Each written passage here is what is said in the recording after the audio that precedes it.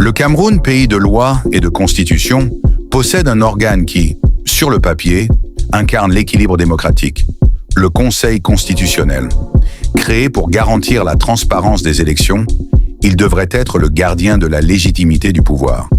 Mais dans la réalité, ce Conseil semble bien loin d'être une institution indépendante. Dès sa mise en place en 2018, beaucoup ont vu dans le Conseil constitutionnel camerounais non pas un pilier de justice, mais un outil du régime. Sa composition, dominée par des figures proches du pouvoir, a immédiatement suscité des doutes sur sa neutralité et les faits n'ont pas tardé à confirmer ses soupçons. À chaque élection présidentielle, le scénario se répète. Des recours rejetés, des preuves ignorées et des résultats validés sans véritable enquête, comme si tout était déjà écrit avant même le vote.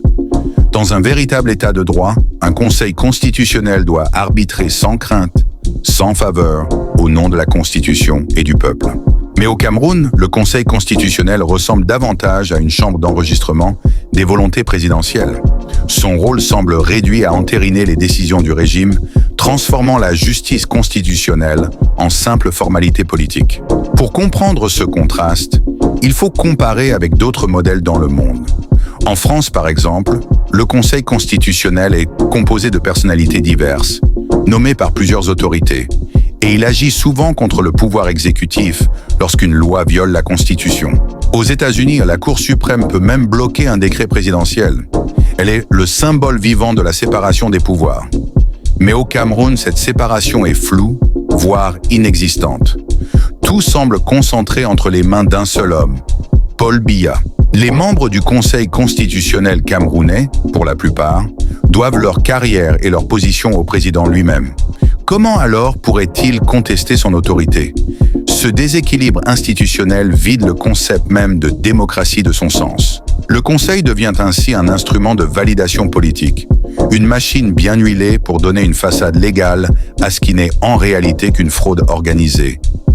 Les Camerounais, eux, assistent impuissants à une pièce de théâtre démocratique dont la fin est connue d'avance. Et pourtant, la constitution camerounaise, si elle était respectée, pourrait protéger le peuple.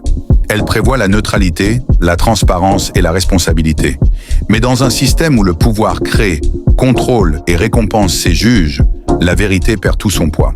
Avant de continuer, si tu veux comprendre en profondeur comment le système politique camerounais est construit pour servir une seule personne, abonne-toi à la chaîne MLCJ Décrypte et active la cloche de notification pour ne rien manquer de nos prochaines analyses.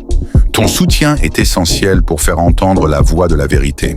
Revenons maintenant à la comparaison. Dans les démocraties réelles, les juges constitutionnels prêtent un serment devant la nation. Leur indépendance est garantie par la loi et par la diversité de leurs origines. Ils ne rendent compte qu'à la Constitution, pas à un président.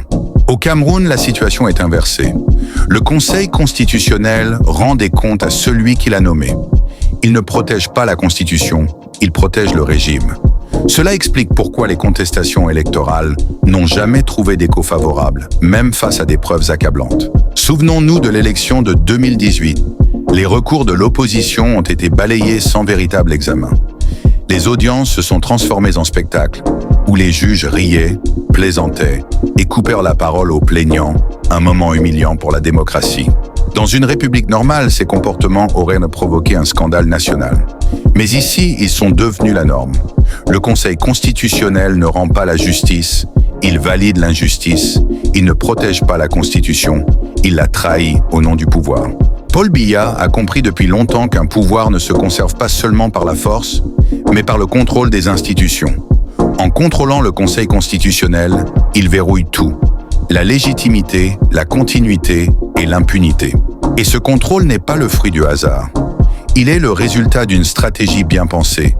Nommer les fidèles, éliminer les voix dissidentes et neutraliser toute possibilité de recours.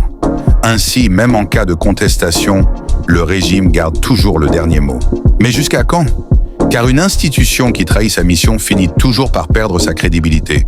Et quand la confiance disparaît, la légitimité s'effondre. Le peuple camerounais commence à le comprendre. La justice ne se décrète pas, elle se mérite. Un véritable conseil constitutionnel serait celui où siègent des juristes intègres, indépendant, choisi par plusieurs pouvoirs et non par un seul. Il serait une barrière contre les abus, une garantie pour chaque citoyen. Il dirait non quand il faut dire non. Mais pour l'instant, le Conseil camerounais reste une institution d'apparence. Ses décisions conforment toujours le même camp, sans jamais questionner les dérives d'un pouvoir qui se croit éternel. C'est la justice à sens unique. La démocratie camerounaise ne pourra avancer que si ce Conseil devient réellement indépendant. Tant qu'il restera sous l'ombre du régime, le peuple ne verra jamais sa voix respectée, et sans voix, il n'y a pas de peuple souverain. Le jour où les Camerounais exigeront des institutions fortes, au lieu d'hommes forts, le changement deviendra possible. Mais tant que la peur dominera la vérité, le Conseil constitutionnel restera ce qu'il est, un masque juridique au service du pouvoir.